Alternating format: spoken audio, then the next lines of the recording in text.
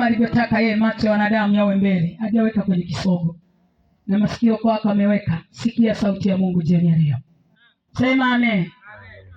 Fungua Zaburi 119, uliye na Biblia hata kama uko nyumbani, soma mstari wa kwanza mpaka ule wa 8.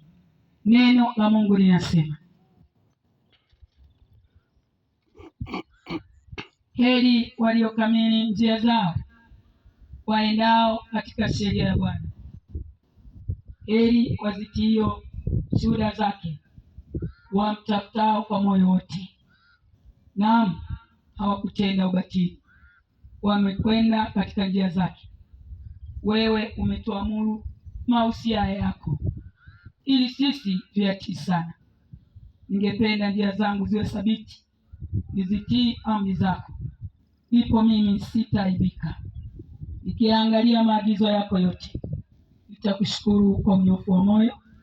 Nikiisha kujifunza hukumu za haki yako, nitazitii amri zako, usiniache kabisa. Haleluya! Jumbe wangu jioni ya leo, ingia kwa Kristo ili tembee katika sheria yake.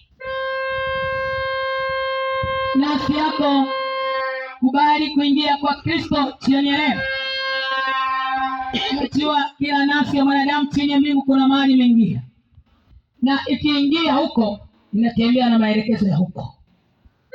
Wengine nafsi zao zimeingia kwenye dini zao, dini zimewapa maelekezo na wanatia haya maelekezo ya dini yetu. Sisi imesema hivi, ukoo wetu sisi, ujue dini iko kwenye ukoo. Yani nafsi inaingia kwenye ukoo wetu, kabila letu sisi tunafanyaga hivi.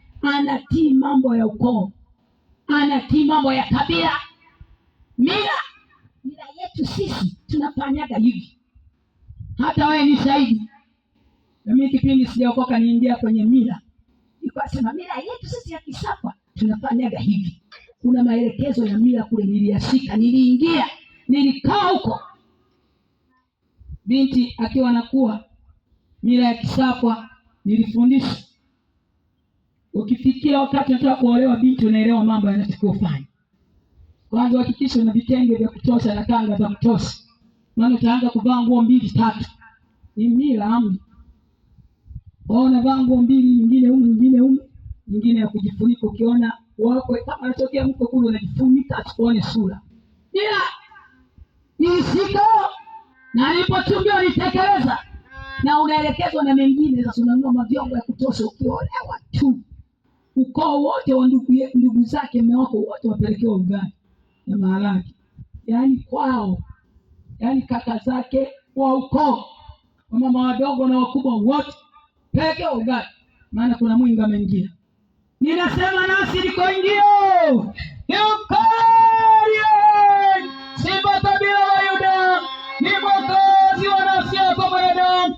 Ikiingia kwake nafsi yako, kitazijua sheria za Bwana, utatii mausia Baba aliye hai, anaitwa ni Baba wa roho. Sote chini ya mbingu, nafsi ni za Mungu, lakini nafsi hazijaingia kwake, zimeingia kwenye mila, kwenye kabila letu. Kilima mahindi kule ilikuwa, mimi nakuwa niko binti, mahindi kwako umelima wewe, ukapanda ukaweka mbolea, yakiiva uruhusi kuvunja mpaka chifu kwanza aanze kula mahindi. Wala wakakuta umevunja fai, umeanzaje kula wewe? Chifu ajabu. Usionje mgagi, ipatwa tufaini yake mbaya. Siingia kwenye mila, nasi zikashiko. Naone sikia jioni ya leo, nasi yako imeingia wapi mwanadamu? Yuko mwenye nafsi jioni ya leo itafuta. Ukiingia kwa Kristo, yeye ni salama. Anaondoa dhambi, anaondoa laana, anaondoa magonjwa na vifungo. Mwanadamu anawekwa huru bali na sheria ya dhambi na mauti. Bwana, yaani mimi nitekeleza hayo yote, lakini niliishi na laana, niliishi na magonjwa, niliishi na dini nilishika na yenyewe. So huwa zinaingiliana tu. Unaingia nafsi yako kwenye dini, utashika maelekezo ya dini, unayatekeleza kila siku. Uelewe kwamba wewe nafsi sio ya dini, nafsi ni ya Mungu. Na ili uweze kuponywa, uwe salama, lazima nafsi yako ingie kwa nani? Kwa Mungu. Utii sheria ya Mungu. Na ili mwanadamu apeleke kwa Mungu, lazima aingie kwa Kristo, ambaye Mungu amemtoa awe sadaka ya kumtoa mwanadamu. Nafsi yake ilikuwa amefungwa na vifungo vya mila, desturi, kona, makabila, alikuwa amefungwa na roho ya dini. Kristo anakutoa kule, anakuingiza kwa Mungu aliyekuumba, ili utie maisha ya Baba, ili utie maagizo ya Mungu Mwokozi, ili utie sheria ya Baba Mwokozi aliyeimile. Anaitwa Niko, ambaye Niko hana mwanzo wala mwisho. Alijifanya vyote tunavyoviona tusivyoviona, mpaka jiongoa na sisimizi na wewe na mimi. Nafsi yako inatakiwa ingia kwa huyo. Ulikoingia huko niko wanyang'anyi. Injili ya Yohana anasema waliotangulia ni wezi na wanyang'anyi, wala kondoo hawakuwa mali yao. Maana kondoo aliingia mahali ambapo sio pao. Kama nafsi yangu kabla sijaokoka, na mimi niliingia kwenye mila desturi, niliingia kwenye dini, nafsi yangu nikaweka huko. Dini ilielekeza mambo mengi nikayashika, lakini dini haina uwezo kuifanya nafsi ya Mungu, nafsi ya mwanadamu ingie kwa Mungu, wala haina uwezo kuondoza wala kumwelekeza mwanadamu juu ya sheria za Mungu aliyemuumba. Yuko mwanaume mmoja anaitwa Yesu Kristo wa Nazareti aliye hai. Ukiingia kwake hataitoa nafsi yako kwa wezi na wanyang'anyi, itaingia kwa Baba aliye hai. Haleluya, haleluya. Unajua wengi tukihubiri basi wewe ipo tayari kuokoka duniani. Kweli kabisa, acha na dhambi. Wao kuna mmoja niambia nini? Hebu ukwaza vita na watoto. Mtoto tu kama unaongea naye mtoto kama ukwaza, hasira kakainuka kakahasira. Tayari unafurumuka, unaanza kutukana. Mbwa wewe. Na ndivyo ulivyo. Sikiliza mwanadamu. Yuko ambaye ndani yake hakuonekana kwamba ana dhambi. Na kila mtu aliyeingia ndani ya huyo anaondoa dhambi. Anasema anayetenda dhambi hakumuona yeye. Anaitwa Yesu Kristo wa Nazareti aliye hai. Ukiingia kwa anaondoa dhambi, anaondoa hasira Bwana, anaondoa chuki, anaondoa mawazo mabaya. Ni Yesu mwana wa Mungu aliye hai. Ukiingia kwake utaona uzuri, utaona mausia ya Baba, utatembea na sheria ya Mungu aliyekuumba. Utatembea na maelekezo ya waganga mpaka lini? Mwanadamu nafsi ni ya Mungu. Yeye amepeleka nafsi yake inaingia kwa mganga wa kienyeji. Anatembea waganga, hata anatoka hapo asema nenda mwingine yuko Mwajombo. Ameenda Mwajombo, bado shida ziko pale pale, wokovu haupo kwa yule mganga. Anaambiwa yupo mwingine, tafuta yeye nikupeleke Sumbawanga. Anakubali kwenda kwa gharama, na ataenda Sumbawanga toka Misungu, anapanga mpaka gesti, hana ndugu. Ile kwa mganga au kwa mganga kalaye kwenye bege, alafu bege lenyewe limetanika. Kuna matubai yaliyoisha waganga na kulaza watu wageni waliokuja tu wameingia kwao wapate wokovu, wakati wokovu hawana. Hapa mlango kenyewe kakubeba kakapachika juu mlango huu. Na angalia hilo, ukiingia kwake yeye ni suluhisho, anasamehe dhambi, anaponya magonjwa yote. Hiyo gharama tunaletea kwa Baba aliye hai. Bwana, tunatibiwa bila gharama kwake. Ndani ya Yesu Kristo tunakuwa salama. Mimi niliugua miaka 5 na hapo dini ninayo, na nimeshika maelekezo ya dini, maelekezo ya mila, wala sikupata uponyaji. Wanadini wananielekeza nenda kuna mganga mmoja. Nilienda mganga mmoja sio karibu na Tunduma, na nilikuwa sijui waganga mpaka nikajua. Na mama tumeongozana wote, nasi tunazipeleka kwa mganga maana nina shida. Ila dini nilikuwa nayo. Wanadini wanasema ndio usiague tu, ukienda kule usikubali kupiga ramli.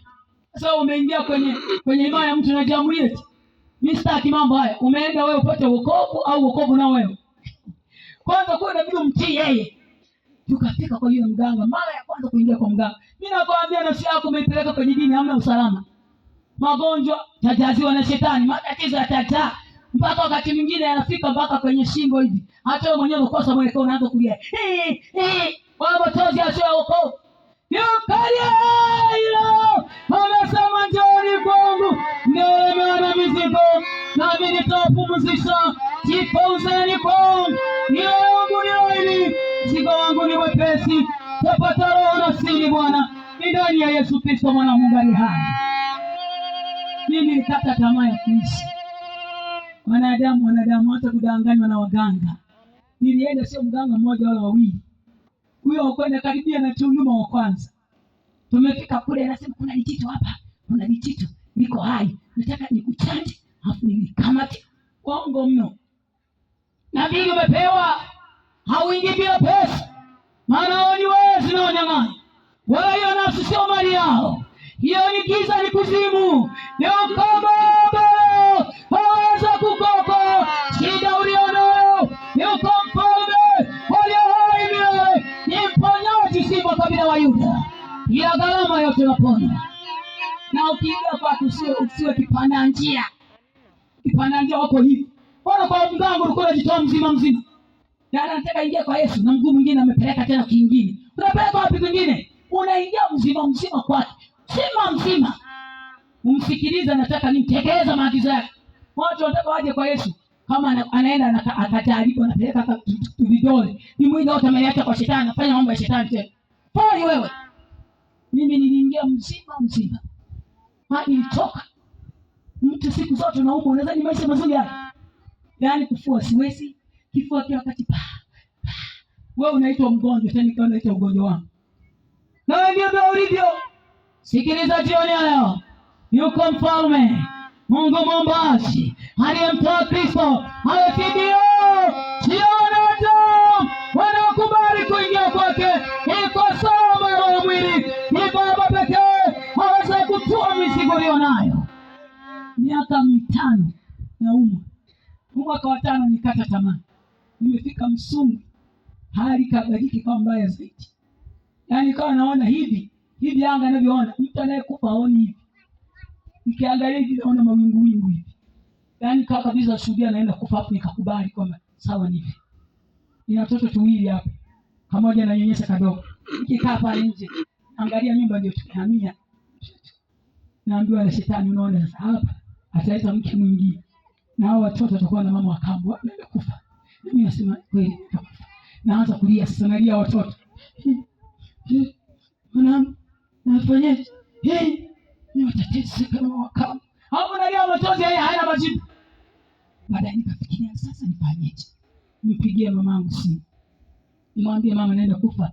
Mwanangu leo. Mtu anayekufa anaambiwa na mauti anapewa, na shetani anaongea naye. Paka saini mwenyewe. Kama niko tayari. Sio kwamba nakufa tu, anaelewa. Hivi nimekata tamaa, naangalia visiangalia kama wengine. Mimi mwenyewe nikasi basi sasa. Sasa tafanya. Mwili wote unauma. Sasa kidao kifua sasa. Pepo zimetembea mote. Ukai hivi kazi, kwa ulale. Ukiinuka hivi unapata sukumu. So leo na ukiwa kwenye hayati. Yamkini ndio ulionayo. Hali ni mfalme liko salama. Roho na mwili. Ni Yesu mwana wa Mungu aliye hai. Nimepata miaka 20 saizi. Niko mzima, toka na ugonjwa huu. Ni Yesu. Na dini ninayo. Na sali kama wewe. Ninaangalia kwenye skrini. Kakobe anasema naomba, nilikuwa naangalia habari za Kakobe. Sasa nachukua simu nipige, simu kapokea mdogo wangu. Nifuate. Sauti yenyewe ya mtu anayekufa, si unajua hapo nimekubali. Mama yuko wapi? Mama ndio kama Mungu sasa.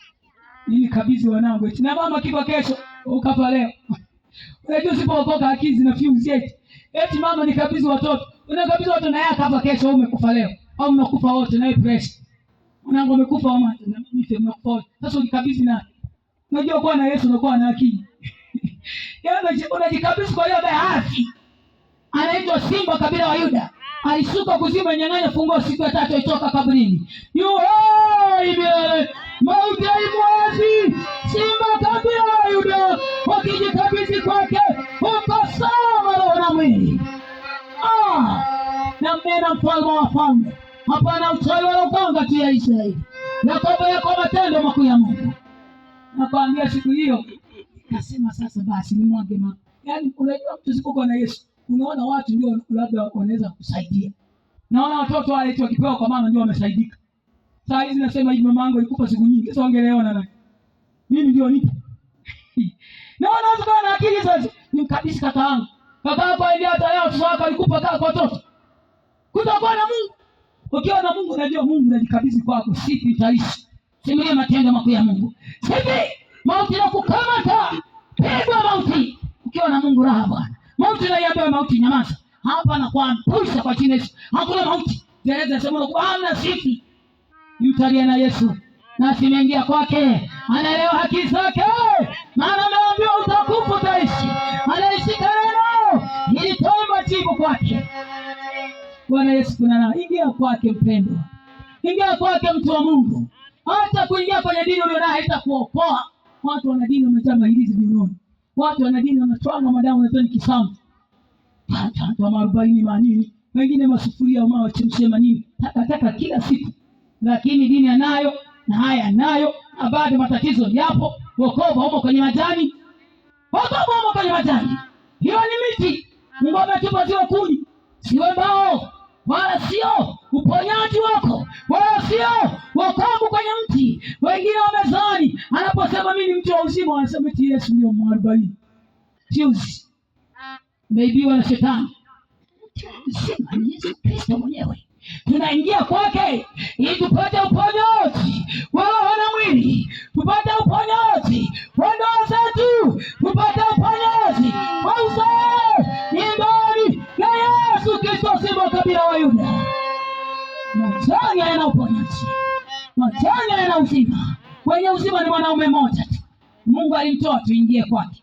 Ukiingia kwake, njia zako zinaanza kwenda kwenye sheria ya Bwana.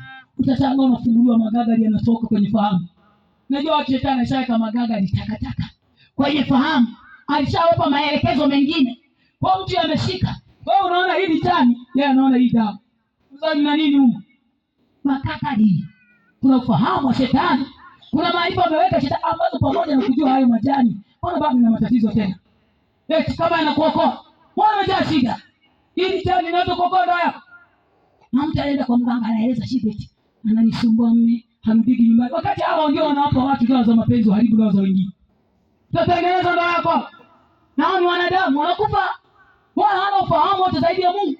Anasema mimi Mungu ni ufahamu. Mimi nina nguvu. Nilitamka na hiyo anga na ikawa. Nani aliye kama yeye? Alipotamka na hiyo nuru ikawa. Nuru ikaita mchana na giza ikaita usiku. Nani aliye kama Mungu wa Israeli? Mungu mmoja hafananishwi na mwanadamu. Anaenda chooni na anaugua. Mteja analazwa. Uganda waganga wengi wamelazwa, wanaumwa. Wanatibiwa, wanajilipa, wanawekewa. Yupo ambaye hafi wala haugui. Yupo ambaye hana siku. Anaitwa Simba kabila ya Yuda. Anaitwa Yesu. Kristo wa Nazareti. Kinga kwa kuwa salama Bwana. Zama za ujinga nilipitishwa kwenye hayo. Nitembea kwa waganga wengi, wasikupata msaada. Maana ni wanadamu. Tendo kule unaibiwa tu. Maana linachukua mapepo ya utambuzi yale, linakuchekecha. Una uchumi gani? Pepo zinampa taarifa huyu ana hela. Sasa huyu mwambie 500 atatoa huyu. Umeenda kuibiwa na unatoa 500 huna majibu. Lete ng'ombe moja, pepo zimeshajua na zizi kule. Lete mbuzi wawili. Mpaka lini mwanadamu bado wokovu hauna? Yomkalia mwokozi wa ulimwengu. Anaitwa Yesu Kristo wa Nazareti aliye hai. Hilo nafsi inaingia kwake. Inapata salama nafsi. Inaokolewa Bwana. Tunaanza kutembea katika sheria ya Bwana. Yaani unafunguliwa. Unajua fahamu shetani anazifunga za mwanadamu. Usimjue Mungu. Wala hajui maagizo ya Mungu. Yeye anajua kutukana, kugombana, kula ganji, kuzini, kuiba, mamizizi ndio anajua. Hajui Mungu yapi anayotaka, yapi Mungu anayakataa. Fahamu zimekamatiwa kwenye dini anaye. Anatoka kwenye dini jana anachuma majani. Anatoka kwenye dini anatukana watoto pumbafu. Usiku ukikuta amekunja nani uso. Pumbafu. Tukana mtoto wake, mpa wewe. Sasa kama ni pusi. Pusi anazaa pusi. Hayo hajui kwenye dini, hajaelezwa. Hata kwamba dhambi. Anatoka kanisa tena mume haongei. Mmenuna tena. Hajui. Kwa nini? Hajaingia kwa Kristo. Iafungue ufahamu. Tuzijue njia sababu aliye hai. Tuzijue njia na sheria ya Bwana. Maana amesema heri waliokabili njia zao, waendao katika sheria ya Bwana. Heri walio na shuhuda zake, na zishuhudia sheria leo. Kwamba ni Simba kabila wa Yuda. Aliokoa na aliokoa hayani. Iko sawa. Ndani ya Yesu Kristo mwana wa Mungu aliye hai. Hapana uchawi wala uganga. Kwake ni salama salimini. Tena mabaya yetu yakiinuka, ili walile nyama yangu, natamka kwa hii jina, toa miguu chini. Itakuwa itawi sana. Yeye ni mkuu kuliko watawi wote. Simba kabila wa Yuda. Na sikiingia kwake hakuna utawi. Toka mpaka lini? Taishi na maisha ya mpaka lini mwanadamu? Ya kudanganywa. Mtu anahubiriwa nafsi ingia kwa Bwana, mng'ang'ania ameingia na sasa kwenye dini. Toka kwenye mashamba ya ukoo hayo. Umepeleka nafsi huko, hakuna wokovu. Hao ni wezi na wanyang'anyi. Nafsi ingia kwa Kristo. Urudi kwa Mungu aliyekuumbia kuokoe na shida zote hizo nazo. Tageuza wanaume kama nguo mpaka lini? Na bibi yako alikuwa hivi. Lingine ni malaana ya ukoo. Uliza dada yake ameachika wanaume. Uliza mdogo wake ana wanaume 3 ameachana nao. Mtoto 2. Uliza shangazi yake ni usiseme na binamu. Ukoo wote yani shetani ameweka kama madanguru. Na wewe uko hivyo hivyo. Mpaka lini hayo maisha mwanadamu? Soko Yesu leo haweza kukoka. Utoke kwenye wana, toka kwenye vifungo, toka kwenye maisha yasiyofaa. Hata ukute mtu ameachana wanaume 5 sidhani kama anapenda. Tana mama mmoja Aisha mchungaji, niliruka majivu nikakanyaga moto, yani ningia nyingine ndio hatari. Mume wangu tulikuwa naishi vizuri, tukakorofishana ghafla siku moja akasema nataka tuachane. Shida ilikuwa nini? Alichukua mpunga ndani gunia, akaenda kumpa mama yake. Akachukua na mahindi, akampa mama yake. Mimi hajaniambia. Nikarudi nikasema umenionea. Tuachane. Wewe kuchukua vyakula tunaima wote, umemgawia mama yako. Mimi nataka tuachane. Kama ni hivi na mimi nipe gunia na mahindi. Si ndio mama sana? Mimi nipeleke kwetu. Mwana akasema tupeleke kwenu. Kwani kwenu wana njaa? Kwa hiyo nalima peke yako. Vita. Nasema kaanza ugomvi, hamna kuongea na mwanaume. Kama ni hivi tuachane. Na ale malolo. Naacha. Nachoka. Nini? Si unajua nao ndio kenua mimi. Na ale malolo. Tokete. Anasema nikasasamka. Kwa nyumbani hata kwa kwenye mama yake hayupo alikufa. Anataka mama yake mdogo naye apewe yale magunia. Hata sema mama ndiye mzaa. Ndio mama mdogo naonea huko. Amechukua magunia huko, hajaniambia. Mama yake naye kaenda. Kwa nini uchukue magunia? Mwanangu hachui.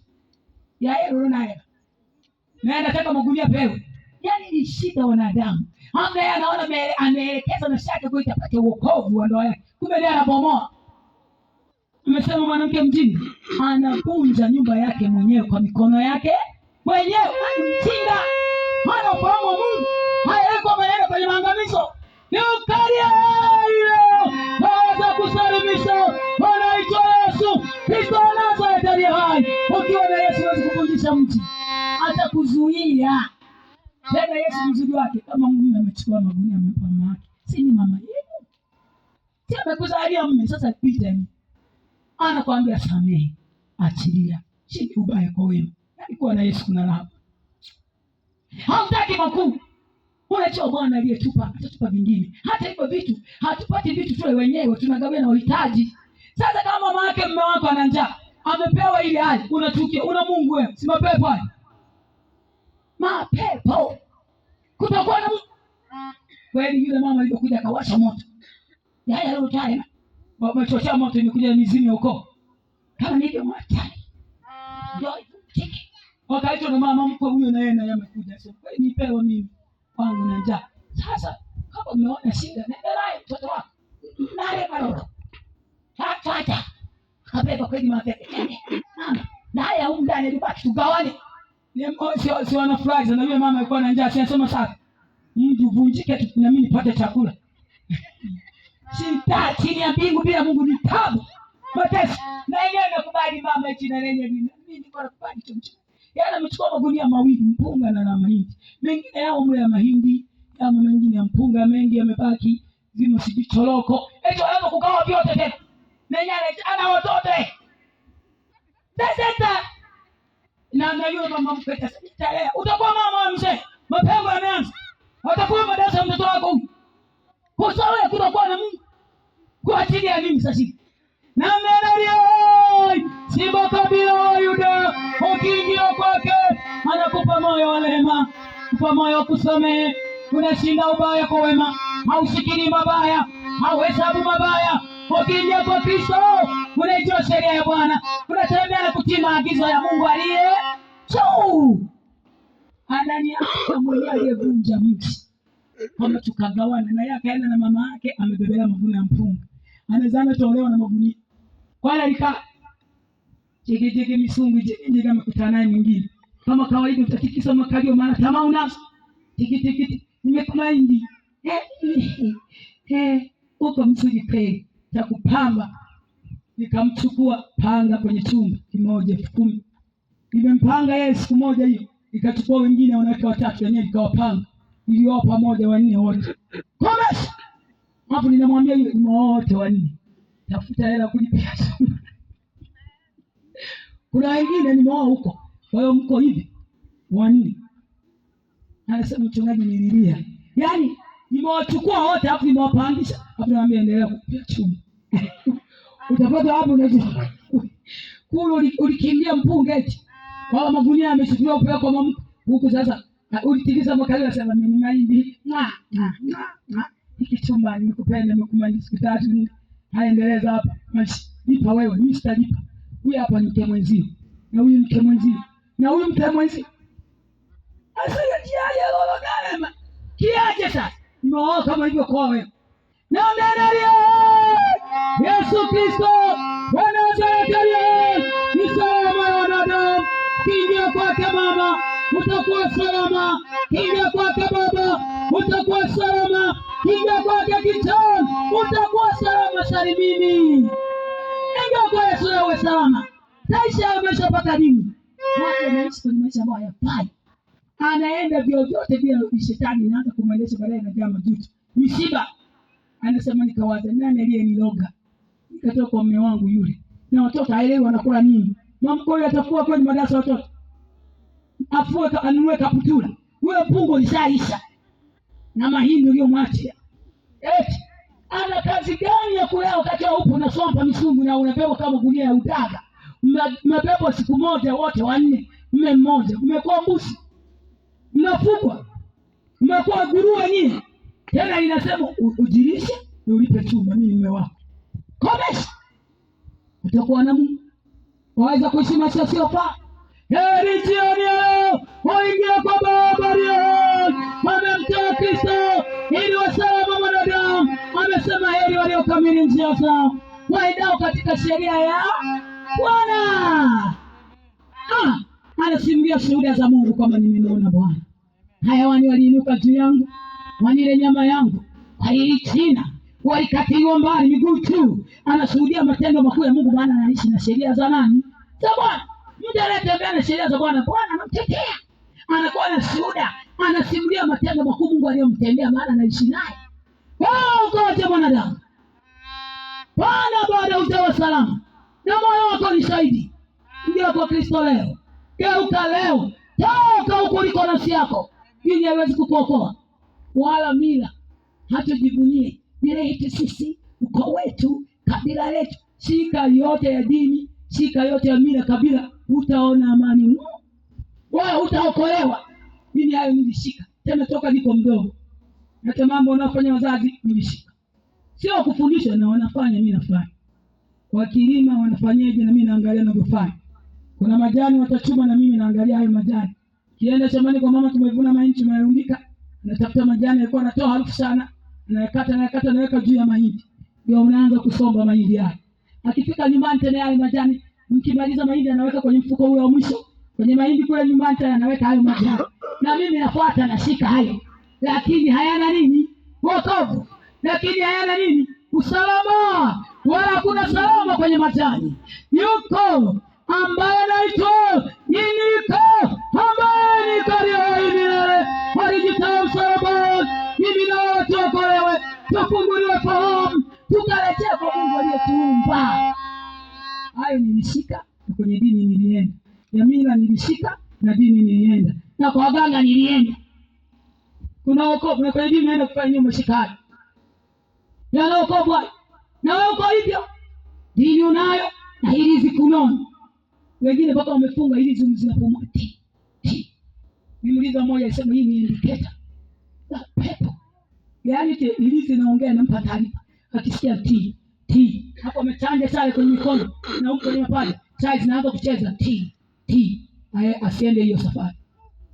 Unadhani ndio wokovu? wala sio salama. Salama ni Yesu Mwana wa Mungu aliye hai. Ukiingia kwake unakuwa salama. Mwanadamu atakutoa kwenye dhambi, unatoka kwenye laana, unatoka kwenye hiyo miungu. Fahamu zinafunguliwa, unaanza kutembea kwenye sheria za Bwana. Hata mtu akupokee, unajua kusamehe. Anaweza kafoka mtu anakutukana, moyoni wewe una amani. Anakupiga mtu, hamna chuki ndani. Mimi nampenda huyu mwanaume bwana. Mama yake ni ajabu. Yaani anatenda tofauti na akili na fahamu tulizonazo wanadamu.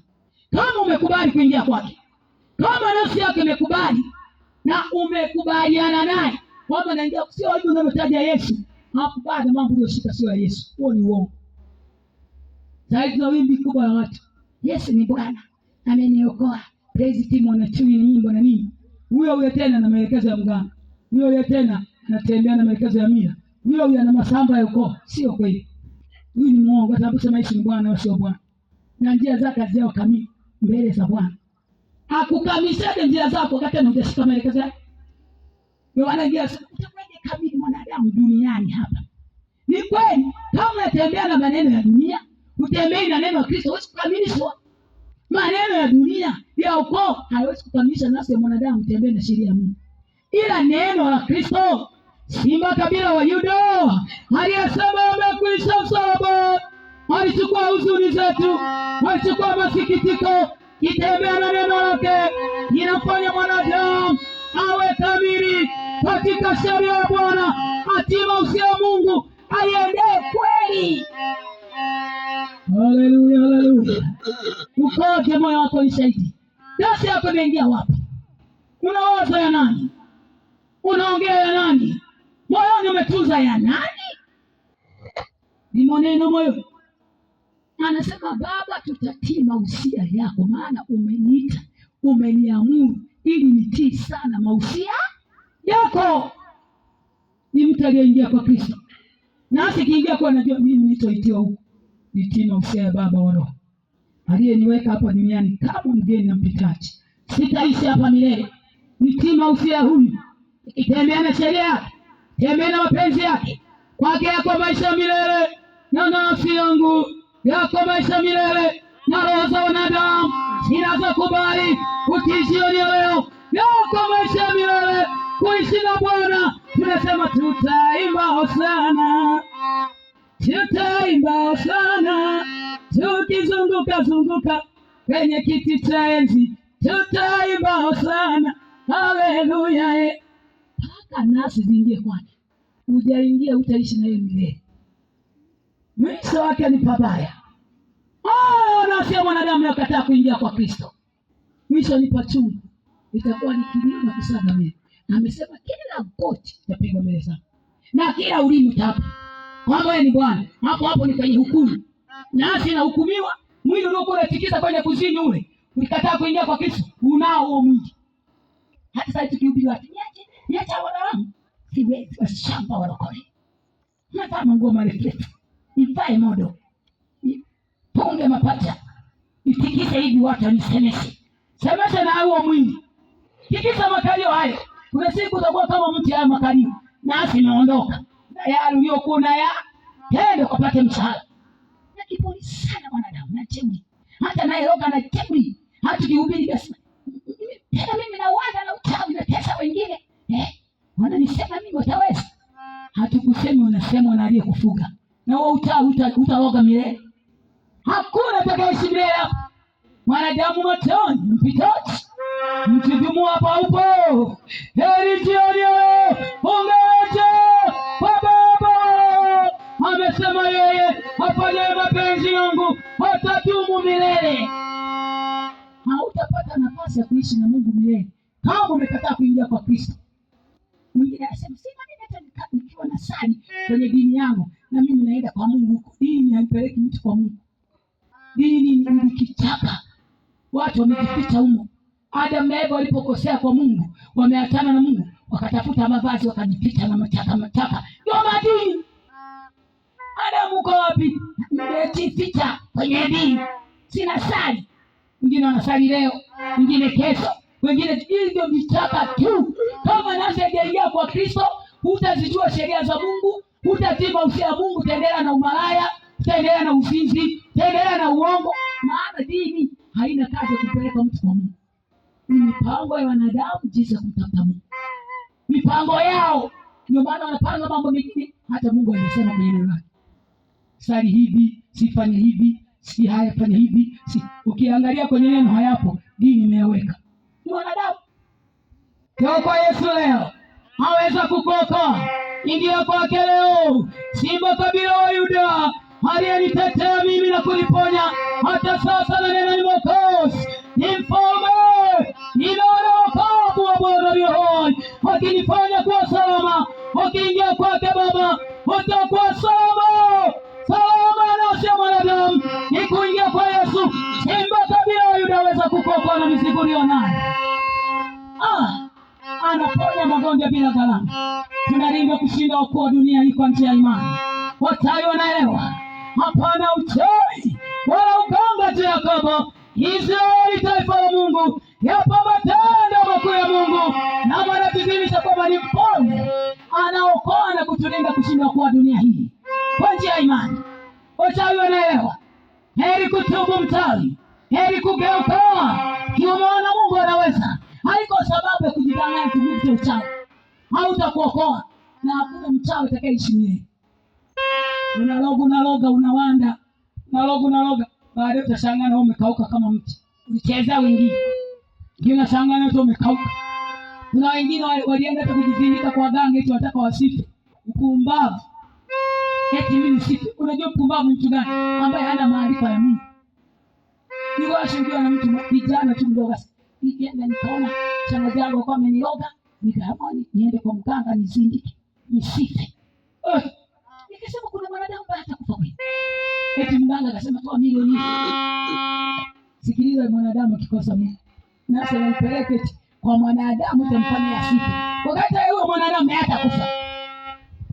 Akatoa milioni. Sio leo wala jana. Sio miaka miwili au mitatu hiyo niliyokuwa nashuhudiwa. Kwa hiyo kipindi nitaanyuma hicho. Anasema mganga akamwambia hivi, sasa nataka nikufanyie jogoo.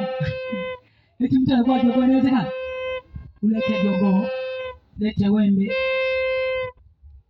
nywele, kucha, mishi za hapa na nywele, unajua zingine zile, na wewe siri yake zilete zote. Na milioni 2 na viungo vya mwili wake apeleke. Ni pamoja na nywele, simeelewa, na mishi. Akaenda vyote amebeba kama kawaida.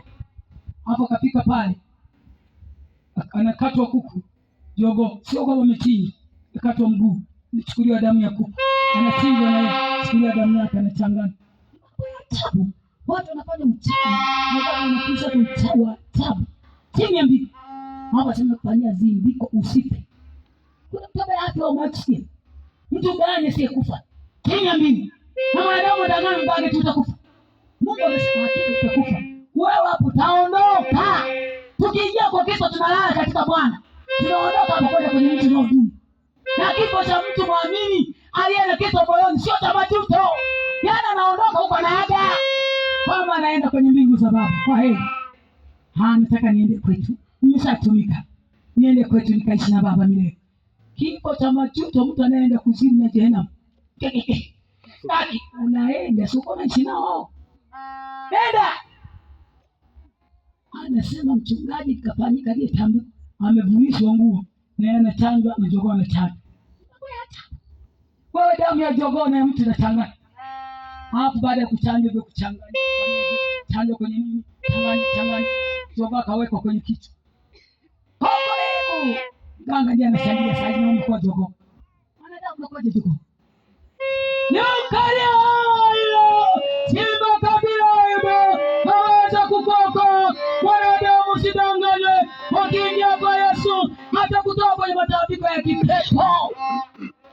Unaweza kufanya hapa tu tunaona haya. Kwa nini unafanya usiku? Kwa nini unafanya kwa vitaka? Ni mambo ambayo ni ya giza, ni ufahamu wa giza, ni ya kusini. Unaweza katangana hapo tuone barabarani. Tanjani barabarani kwa watu waone anapozindika hivi. Mambo ya asili. Hapo akachukua yale, amemfungia kama lihilisi. itaenda kachimbia mahali ambapo wasione watu wengine, kama ni uhai wake sasa umefichwa hapo bila kuwa na Mungu. Mwanadamu anatesa. Huyo nafsi yake imeingia kuzimu, anatembea na maelekezo ya kuzimu, anaishi na kuzimu. Atajua Mungu, atajua sheria ya Bwana, ameelekezwa sheria za kuzimu, hata kufa. Nani mwanadamu asiyekufa? Na neno leo haweza kukoka kwa Yesu. Hata kama ulifanya matambiko sana, hayo matambiko na hayo mazindiko tunayachoma moto kwa jina la Yesu. Unafunguliwa nafsi yako kutoka kwenye magara kuzimu, unarejeshwa kwa Baba aliye hai. Simba kabila wa Yuda, yeye alishuka kuzimu, amenyang'anya funguo kuzimu, kimwona yeye taruka. Yaani kuzimu tunatetemeka. Tunakujua wewe ni mtakatifu. Tuna nini na wewe? Ninamuelewa. Haleluya, haleluya. Uko tunalisikia jioni leo. Na moyo wako ni shahidi. Nafsi yako imeingia wapi? Nafsi yako iko wapi? Wengine hata Bwana sio tupeana. Nafsi yako iko wapi? Mbona haijaingia kwa Bwana? Mbona unayapenda sio yake? Mbona unayowaza sio yake? Hata unayoyavaa. Mtu anavaa nusu uchi hapa, sema Bwana asifiwe. Nimekuta binti moja amevaa kangoka kulalia kako huko. Hapo anatembea. Mimi hao sipishani nao, sema pale. Yesu nipe moyo hodari na ushujaa. Nimewekewa maana injili hawa. Hapia binti. Unaitwa nani? Mchambo sijambo. Pokea Yesu Bwana mwokozi wako. Akiingia Yesu moyo utakuwa salama. Okoka. Hivi mwokoka wewe? Yesu. Sema pana, ungempenda Yesu hata hivi singetembea nusu uchi. Wewe Yesu anazuia nini? Wewe umekuwa maandazi. Unajiuza. Wewe ni nyama. Mwanadamu auza tena. Baada ya kuuza nyama unajiuza wewe. Hapo utata hana. Nasaliki. Ana nguo ya kuvaa na kusali, ana nguo ya kuvaa mitaani. Nafsi haiko kwa Mungu. Ana dini ya kiokoe. Wala ina wokovu. Na neno hakija moyoni, atakufundisha kuvaa, atakufundisha kuoza, atakuelekeza sheria ya Baba, atakuelekeza mausia, anakuonya mwenyewe kwamba hata mimi nilivaa mna malepulepu hayo. Mama mtu mzima na watoto na familia, hayo nilivaa. Nafsi yangu ilipoingia kwa Bwana, yaani sio kuhimizwa na mtu. Mimi mwenyewe mwe ndani kana naambia toa takataka. Nikakusanya mwenyewe na kuchoma moto. Nilikuwa na mapedo. Unajua mapedo wewe? Pedo nikivaa hilo, ninakaa na nikake kwa juu. Chunguo utakufanyaje? Tupo kama kabrauzi kameshuka kidogo, unavalia suruali. Sio nikioga na mimi. Mama mzima. Bila kuwa na Yesu huwezi kuwa salama. Na hawezi kuokolewa. Huwezi kujua kupasayo kutenda. Yukanegeuza na sizaona damu. Yukanefundisha na sizaona damu. Anaitwa Yesu Kristo wa Nazareti. Amesema jifunzeni kwangu, nira yangu ni laini, mzigo wangu ni mwepesi. Pate raha nafsi. Kwa mtu anataka kiingia kwa Kristo tu, utashangaa anafundishwa na mwenyewe anashtuka kwamba ndio hii nakosea. Anaenda anafundisha, na hii kumbe nilikuwa nakosea. Anaenda anafundisha. Mimi siku ya kwanza nikakutana na neno.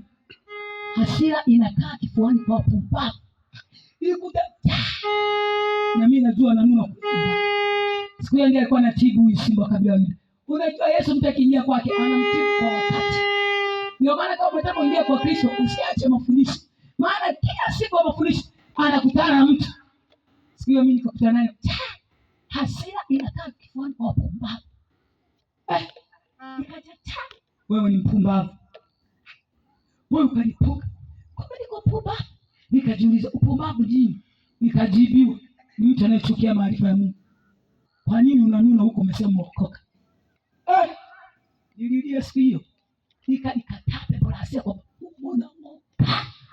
Baba sio msuka. Mimi sio mpumbavu. Nimeamua kuokoka. Hasira umekukaa. Tena neno lingine. Hasira ya mwanadamu haiwezi kutenda haki ya Mungu. Kumbe nimeitwa nitende haki ya Mungu, hasira itanizuia. Sema sio umesikia. Mungu kai. Unajua dhambi ina masikio. Tena inasikia. Na siku ikikutwa, yaani siku hiyo kionwa tu, inaelewa mtu aondoka. Mimi siku iliondoka. Harudi kwangu. nimefanya hivi, najisikia ndani yaani nimetibiwa kabisa. Nikaja kupokea hiyo, nina amani tu, nishawagelea pepo limeondoka hivi. Hiyo nikasikia lako kumbe mambo kwa hiyo pepo nimefikiwa mimi kabisa, sina amani moyoni. Nilikuwa sio nikifoka out, unaanza kufurua bila kwa usoni, ndani unaanza kuhubiri sikio cha mahubiri. Simba kabila wa Yuda kila nafsi inaingia kwake, anaigeuza, anaiokoa, anaiponya. Maana amesema mtu akiwa ndani ya Kristo anakuwa kiumbe kipya, ya kale yanaondoka. Kote ingia kwa Yesu leo, sio huyo unayemtaja kwenye mdomo, lakini moyoni umebeba mengine. Ingia kwa Kristo na kutibu.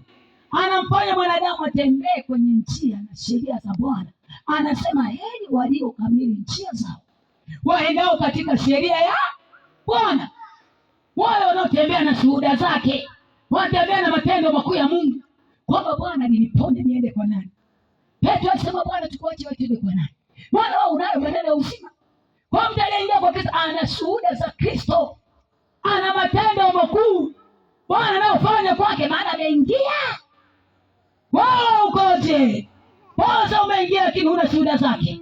Bwana huna matendo makuu ya Mungu. Umeingia kwenye dini ya kilokole, haiwezi kukuokoa. Na mmenasiana dini, yeye na watu chini ya mbingu ameleta wokovu. Wana dini ni Yesu Kristo, mwana wa Mungu aliye hai. Yeye ndiye salama ya wanadamu. Hana dini. Ukisoma neno la Mungu mwanzo mpaka Ufunuo, hamna dini yote inayotajwa. Amesema dini iliyo safi ni ile sio na maua wala taka, inayojilinda na dunia hii mbovu, inaona yatima na wajane. Mwisho, isiyo na maua, yaani sio na takataka, inayojilinda na dunia. So una dini alafu unaishi na dunia. Wale ule unaovaa si ni dunia hii. Mawazo mabaya, madisasi, chuki hizo nazo si ni dunia hii. Dini inafanya nini ulionayo? Haifai na haiwezi kuondoa dhambi. Anayeondoa dhambi ni Yesu pekee. Na wanadamu wengi ndani mioyo yao wanataka kuingia kwa Kristo. Kwanza naona vigumu. Nitoe na ile dawa. Nitoe na ile fupu la mbwa. Ile fupu la mbwa kazi kunipata. Na panjaga na viazi. Nitoe na zindiko langu lile. Na mimi sitaka kabisa uokole mikono. Na nikienda huko watanisuia tatawa nisikie. Wakati mimi nimekulia kwenye maamini. Yaani shetani anaongea mle ndani. Mimi sasa kusaidia nini? Wanaume unageuza kama chapati, kama hizi simetaja nichome zingine. Hata mizizi ya nini hiyo? Hata nani amani hamna. Watu wanaishi kwenye ndoa kama panya na paka. Hakuna amani. Maana Kristo hayumo. Mungu aliyeanzisha ndoa hayuko pamoja nayo. Hizo ndoa itakuwa na amani? Hakuna amani. Unapishana na mwanaume unazani magari yenyewe yanasalimiana na hodi. Pie habari. Yeye mume na mke hamsalimiani. Ni ndoa hii.